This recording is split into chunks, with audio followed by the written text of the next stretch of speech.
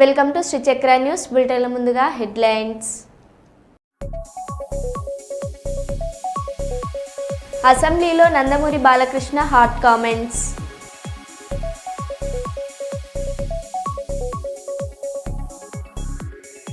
ప్రజాపాలన బతుకమ్మ పాటను రూపొందించిన గడ్డం సంతోష్ను అభినందించిన మంత్రులు.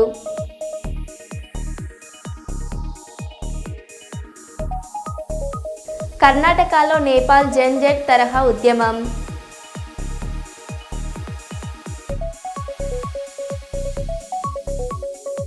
నిర్మల్ జిల్లా కడంలో వర్షంలో తడుస్తూ యూరియా కోసం క్యూలో నిలబడ్డ రైతులు.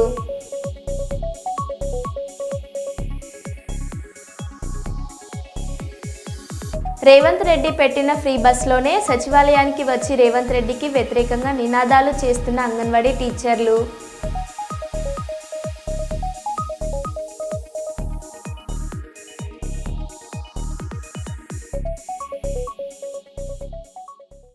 ఇక వివరాల్లోకి వెళ్తే, ఏపీలో గత 3 నెలల్లో 16% నేరాలు తగ్గాయి.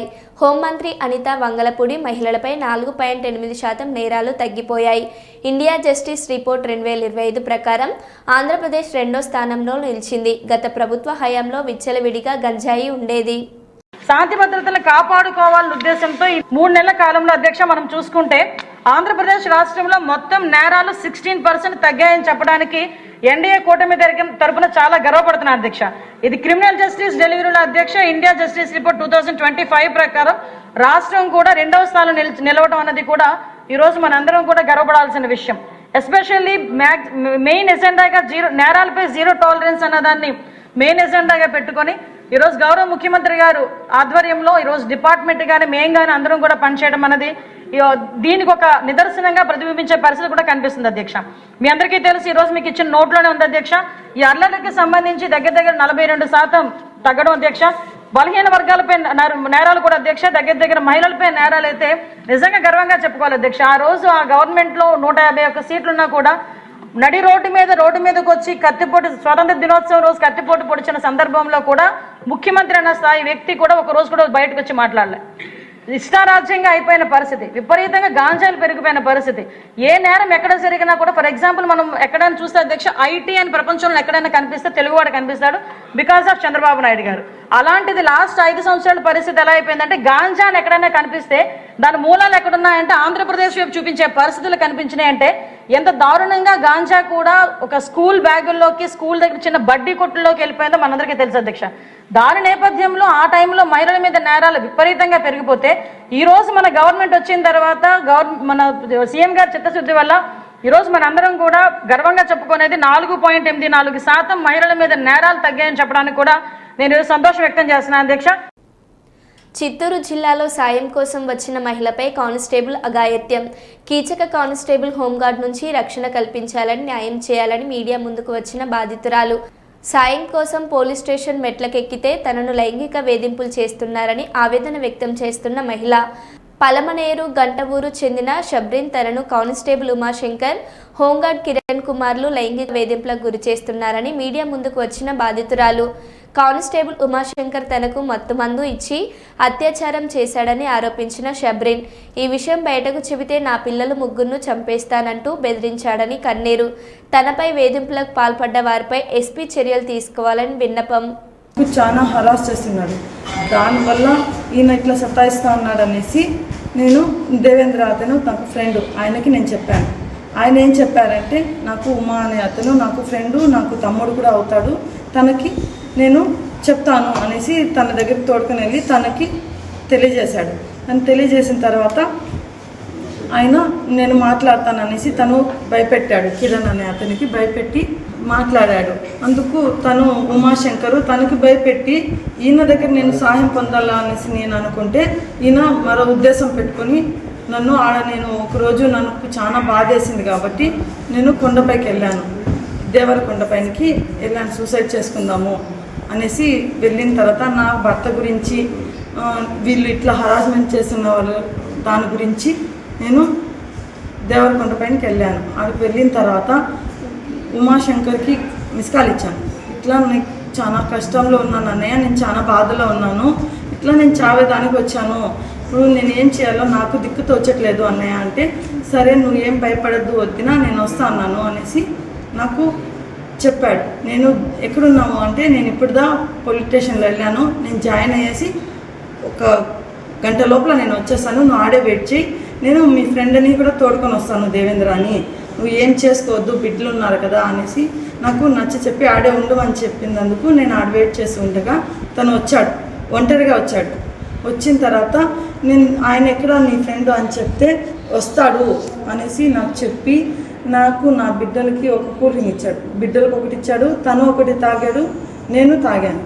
తాగిన మరుక్షణం నా మీద మరో ఆలోచనతో పెట్టుకొని నన్ను బలవంతం చేశాడు ఆడ కొండపైకి.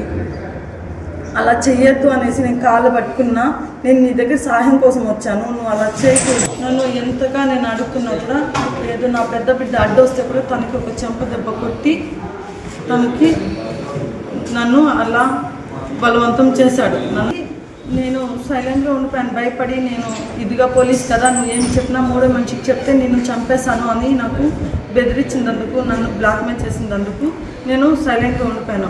మళ్ళీ దాని తర్వాత నేను సైలెంట్గా ఉన్నా కూడా మరో విధంగా, ఇప్పుడు నేను చేసింది తప్పు కాబట్టి ఇంకా మేమిద్దరు ఇష్టంగా చేసుకుంటే అది తప్పు కాదు అనేసి నన్ను రోజు వచ్చి వేధిస్తున్నాడు సార్. అందుకని నేను అది భయపడి నేను ఎస్పీ దగ్గరికి వెళ్ళాను, చిత్తూరు ఎస్పీ దగ్గరికి వెళ్ళి కంప్లైంట్ ఇచ్చేదామనేసి వెళ్ళాను. ఆడికి వెళ్తే పలంనేర్ ఎస్ఐ దగ్గర వెళ్ళమన్నారు, ఆడికి వెళ్తే వాళ్ళు బంగారుపాలెం పోలీస్ స్టేషన్కి వెళ్ళమన్నారు. సరే ఆడ వెళ్తే కూడా మళ్ళీ మేము డిఎస్పీ దగ్గర వెళ్ళమని చెప్పారు. నిన్న డిఎస్పీ దగ్గర వెళ్ళినా కూడా నాకు ఏ న్యాయం అయితే చేయలేదు. నేను ఎక్కడ వెళ్ళినా ఆ కంప్లైంట్ నాకు ఇప్పుడు కావాలి ఇవ్వండి అంటే కూడా కంప్లైంట్ కూడా లేదు. కర్ణాటకలో నేపాల్ జెడ్ తరహా ఉద్యమం, పోలీస్ కానిస్టేబుళ్లతో సహా అన్ని పోస్టులను భర్తీ చేయాలని నిరసనకు దిగిన వేలాది మంది విద్యార్థులు. ధార్వాడ్లో రోడ్డుపై బైఠాయించిన all Karnataka students association.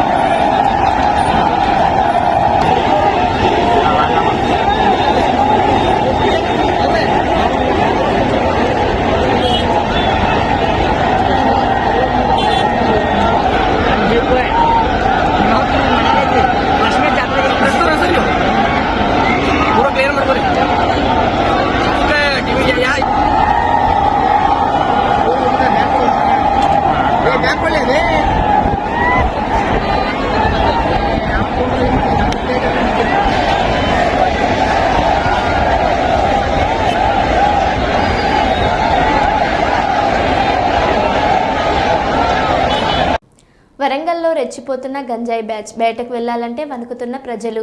Warangal Lakshmi టౌన్షిప్లో రాత్రి వేళల్లో గంజాయి మత్తులో హల్చల్ చేస్తున్న యువకులు. ప్రశ్నిస్తే ఏకంగా కాలనీ ప్రెసిడెంట్ పైనే అర్ధరాత్రి దాడి. వృద్ధుడని చూడకుండా విచక్షణ రహితంగా దాడి. సీసీటీవీ ఫుటేజ్తో పోలీసులు ఫిర్యాదు. పట్టించుకొని ఇంతేర్గంజ్ పోలీసులు. ఇప్పటికే వీరిపై అనేక ఫిర్యాదులు. చోద్యం చూస్తున్న పోలీసులు. పారిపోయిండు, మనం వచ్చేవారు పారిపోయిండు. వాడు ఎట్లా తెలుసా, ఒక్కటే స్టెప్ గుడ్డలు వేసుకొని ఇలా దునికి డోర్లను గుడ్డలతో కొట్టి బెదిరించి ఉప్పుతాడు. 2 నిమిషాల ముందు ఆంటీ ఉంటే మాత్రం బయటికి పోయి అప్పుడే లోపలికి వస్తాను. వాడికి అసలు వీడియో సాయం చెప్తాను. తాళం వేసుకొని వచ్చాను అంతే, తాళం వేసుకోమన్నారు. ఇగో తాళం వేసుకుంటే వాళ్ళకి ఎదురవు కూర్చోండి. ఇప్పుడు తాళం వేసుకుంటాను. ఇక్కడ వాడిని ఎక్కడ చూసినా దాఖలు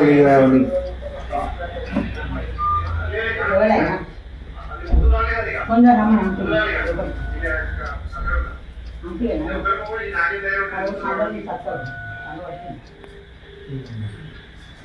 వాడు ఎంతసేపు కొట్టింది చూసిన వాడు కొట్టి డబ్బా కోసం పడితే నేను మీద పరిచయం. అంకుల్ ఏమైంది నేను అర్థాలే. ఎస్ఐ గారు అండి, నమస్కారం అండి. నేను టౌన్షిప్ నుంచి మాట్లాడుతున్నాను, లక్ష్మీ మెగా టౌన్షిప్ నుంచి మాట్లాడుతున్నాను సార్. ఒక 7 o'clock ఒక అటాక్ చేసింది సార్, ఒక గంజాయి బ్యాచ్ ఒక ఇంట్లో పెద్ద బండరాయితోని. ఒక కానిస్టేబుల్ వచ్చి చెక్ చేసి సీసీటీవీ ఫుటేజ్ తీసుకున్నాడు, మళ్ళీ పోయిండు. మళ్ళీ 9:20కి గొడ్డలు పట్టుకొని వచ్చి మళ్ళీ అటాక్ చేసిండు సార్. ఏదండి ఎప్పుడు పోలీస్ స్టేషన్కు వైఎస్ జగన్ను సైకో అన్న ఎమ్మెల్యే బాలకృష్ణ గతంలో జగన్ ఇంటి దగ్గర చిరంజీవి గట్టిగా మాట్లాడారని అన్నారు. సైకో గారిని ఇండస్ట్రీ కలవడానికి వెళ్ళినప్పుడు చిరంజీవి గారు గట్టిగా అడిగితేనే జగన్ వచ్చారనడం అబద్ధం. అక్కడ గట్టిగా ఎవరు అడగలేదు. సినిమా ఇండస్ట్రీ మినిస్టర్ను కలవమన్నారు. చిరంజీవి గట్టిగా అడగడం వల్లే వచ్చాడట. అలా ఎవరు అడగలేదు. ఫిలిం డెవలప్మెంట్ లిస్టు తయారు చేయమని ఓ ఇన్విటేషన్ నాకు వచ్చింది. అందులో నా పేరు 9వ ప్లేస్లో వేశారు. నా పేరు 9వ ప్లేస్లో వేసిందెవరని మంత్రి కందులను అడిగా. మర్యాద ఇవ్వరా ఏంటిది? ఎమ్మెల్యే నందమూరి బాలకృష్ణ. అబద్ధం. గట్టిగా ఎవరు అడగలేదు అక్కడ. అది మీరు అన్నారు ఇందాక, ఏదో గట్టిగా అడిగితే ఈయన వచ్చాడు మళ్ళీ కలవడానికి, లేకపోతే ఏదో సినిమాటోగ్రఫీ మినిస్టర్ కలవమన్నారు అని. ఏంటంటే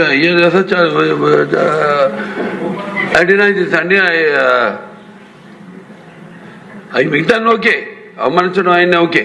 ఏదో ఆయన పెద్ద గట్టిగా చెప్తే ఆయన దిగి వచ్చాడంట కలవడానికి, లేకపోతే సినిమాటోగ్రఫీ మినిస్టర్ కలవమన్నాడంట. మనం కూడా నాకు ఇన్విటేషన్ వచ్చింది ఇక్కడ ఫిల్మ్ డెవలప్మెంట్ ఒక లిస్ట్ తయారు చేయమని. నాది 9వ పేరు వేశారు. అది ఎవరో ఈయన నేను అడిగాను కూడా, దుర్గేష్ గారిని కూడా అడిగాను, గౌరవ సినిమాటోగ్రఫీ మంత్రి కూడా అడిగాను ఎవడో వేసిందని. The respect a human being, even be opposition or us. 9వ పేరు వేశారు.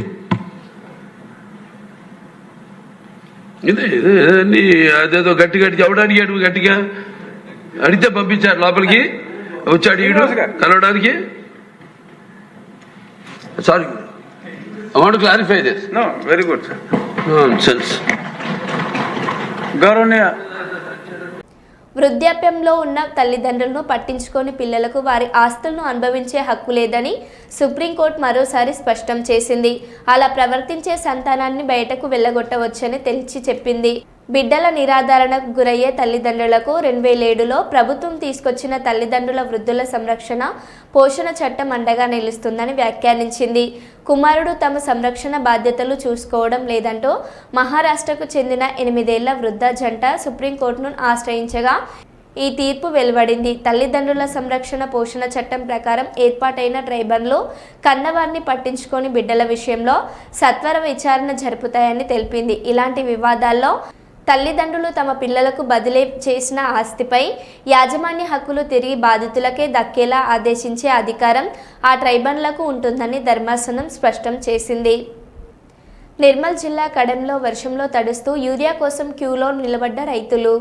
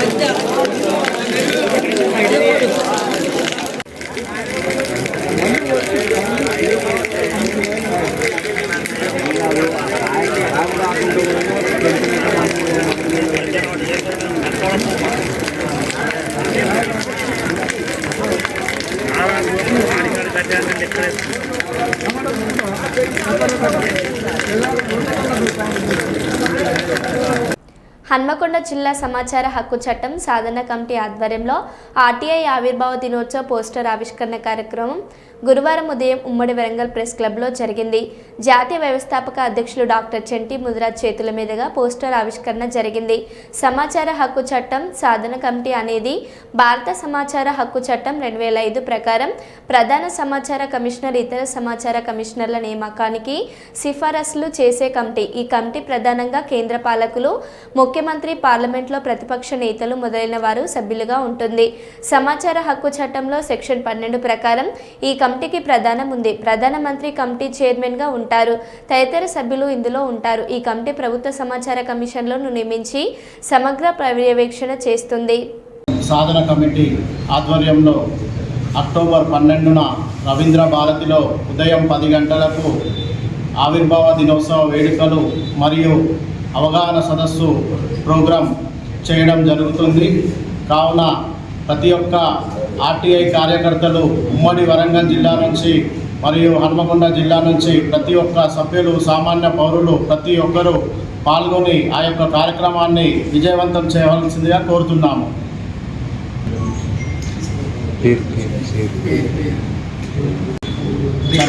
డాక్టర్ చంటి ముదిరాజ్, వ్యవస్థాపక జాతీయ అధ్యక్షులు, సమాచార హక్కు చట్టం సాధన కమిటీ. సమాచార హక్కు చట్టం సాధన కమిటీ రాష్ట్ర అధ్యక్షురాలు. హన్మకొండలో ఈ పోస్టర్ ఆవిష్కరణ కార్యక్రమం ఎందువలన అంటే రవీంద్ర భారతిలో జరగబోయే అక్టోబర్ 12న 9 to 5 వరకు జరగబోయే కార్యక్రమం గురించి ఇక్కడ పోస్టర్ ఆవిష్కరణ చేయడం జరిగింది. హన్మకొండ జిల్లా అధ్యక్షులు మీసల విజయ గారు, హన్మకొండ ఇన్ఛార్జు నాగరాజు గారు, హన్మకొండ ఉపాధ్యక్షులు రాజకుమార్ గారు, హన్మకొండ వర్కింగ్ ప్రెసిడెంట్ విజయసూర్య గారి ఆధ్వర్యంలో ఈ పోస్టర్ ఆవిష్కరణ చేయడం జరిగింది. మనము ఈ సాధన కమిటీ అనేది ఎందుకు నిర్మించినామంటే ప్రతి ఒక్క సామాన్య పౌరునికి న్యాయం జరిగేలా మేము కొన్ని ఎజెండాలు పెట్టుకున్నామండి.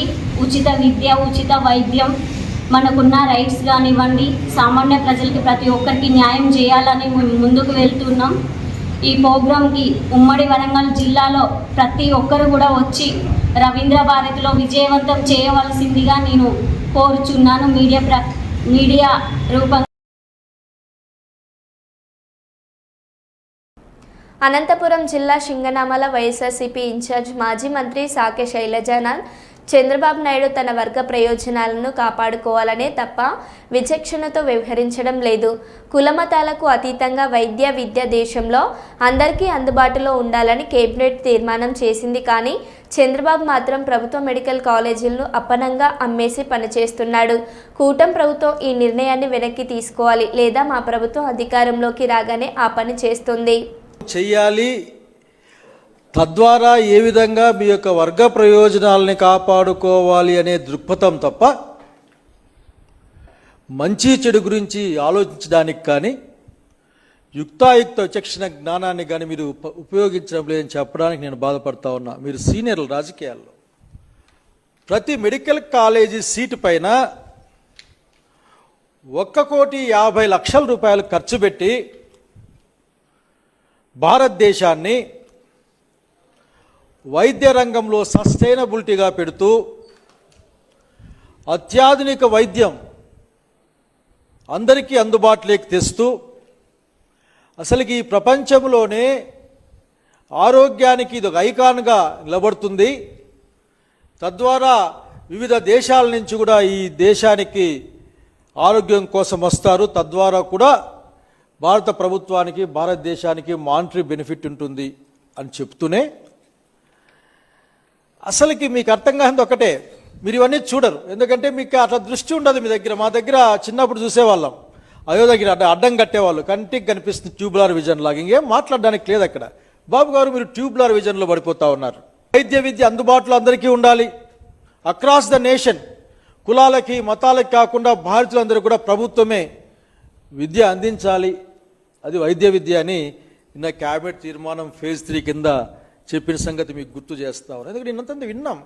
లోకేష్ బాబు గారు, నేను అబ్బాయి గురించి పెద్ద మాట్లాడుకోవాలి, ఎందుకంటే ఇంకా హీజ్ లెర్నింగ్. కాకపోతే మంచి విషయాలు నేర్చుకోమని చెప్తా ఉన్నా. మరి వాళ్ళ నాయనగారిని చూసి అట్లా వాళ్ళ నాన్న క్యాబినెట్లో మనుషులను చూసి ఆఖరికి ఆ విషయాలు కాకుండా కొద్దిగా మంచి విషయాలు నేర్చుకో చిన్నబాబు గారు. మీరు ఆ మీటింగ్లో స్కిట్ వేసుకున్నారు, ఇది మందే ఇది మందే ఇది మందే అని గుర్తు తెచ్చుకొని నవ్వారు, వీరు పగలబడి నవ్వారు. మెడికల్ కళాశాల వస్తే, అది ప్రభుత్వ రంగంలో ఉంటే అక్కడ ఉన్న ఆదివాసీలకు కానీ, అట్లాగే అక్కడ ఉన్న గిరిజనులకు కానీ, అడవి తల్లి బిడ్డలకు కానీ ఎంతో కొంత నాణ్యమైన మెరుగైన అందుబాటులో ఉండే వైద్యం వచ్చేది కదా. అడవి తల్లి పిల్లలే డాక్టర్లు అయితే అక్కడక్కడే వాళ్ళు ప్రాక్టీస్ చేసి ఆరోగ్యాన్ని ఇచ్చేవాళ్ళు కదా. మీ కన్ను పడింది, ఎక్కడ సంపద ఉంటే దాని మీద మీ కన్ను పడుతుంది. దానికి రకరకాల పేర్లు చెప్తారు మీరు, ఆ రకరకాల పేర్లు చెప్పి దాన్ని అప్పనంగా అమ్మేసే కార్యక్రమం పేరు మీద ఆ మాట మాత్రమే చెప్పరు మీరు. 33 ఏళ్ళు ఆయన లీజుకి ఇస్తాడట, కావాలంటే మరొక 30 ఏళ్ళు పెంచుకునే అవకాశం ఉందట. చంద్రబాబు నాయుడు గారు ఎవరిని మోసం చేద్దామని నవ్విపోతురుగాక నాకేటి సిగ్గని ప్రవర్తిస్తే ప్రజలు చూస్తా ఊరికే ఉండరని అనుకుంటా ఉన్నాం. మీరు లాభాల కోసం, మీ వాళ్లకు లాభాలను అప్పగించడం కోసం మీరు అనేకమైన కార్యక్రమాలని ప్రజలకి వ్యతిరేకంగా చేస్తూ ఉన్నారు. ఇదేం చూస్తూ ఊరుకోవడానికి ఆంధ్రప్రదేశ్ రాష్ట్రం సిద్ధంగా లేదు. ఖచ్చితంగా మీ నిర్ణయాన్ని వెనక్కి తీసుకునేలా చేస్తుంది. మా ప్రభుత్వం వస్తుంది, ఖచ్చితంగా వెనక్కి మరుస్తుంది. ఒక్క మాట చెప్పాలనుకుంటున్నాను బాబు గారు, బాగా మీరు వినండి, మీరు మీ వాళ్ళు వినాలి, వినకపోతే ఇబ్బంది. ఎందుకంటే తెలిసిన వాళ్ళు కానీ పిల్లలు కానీ దారి తప్పేటప్పుడు సమాజం కొన్ని మంచి మాటలు చెప్పి సరిదిద్దే కార్యక్రమం చేయాల. భాస్కర శతకంలోని ఒక పద్యం నాకు గుర్తుకొస్తా ఉంది. బాబు గారు, కారే రాజులు రాజ్యముల్ గర్వోన్నతిని పొందిరే వారేరి సిరిన్ మూటను గట్టుక పోజాలిరే. ఇంకా ఉంది ఇది. This is the gist, first 2 లైన్లు. ఇది చాలామందిని ఈ భూమి చూసింది.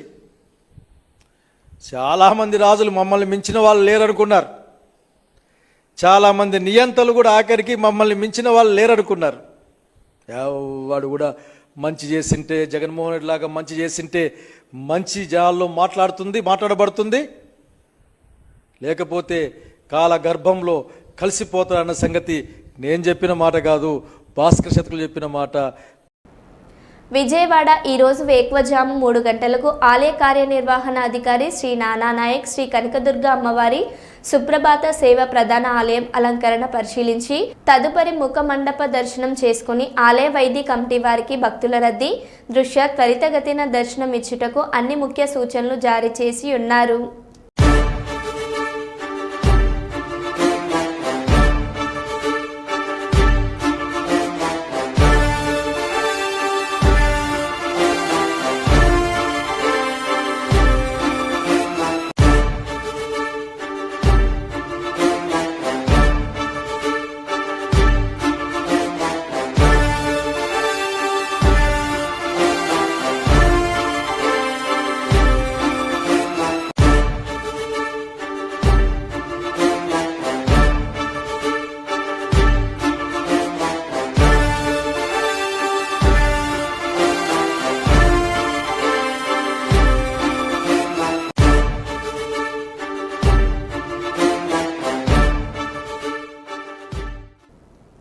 ప్రభుత్వ పాఠశాలలో ప్రీ ప్రైమరీ పెట్టి మాకు వ్యతిరేకంగా వేరే వాళ్ళను పెట్టే బదులు అది మాకే ఇస్తే మేము అభివృద్ధి చేస్తాం కదా.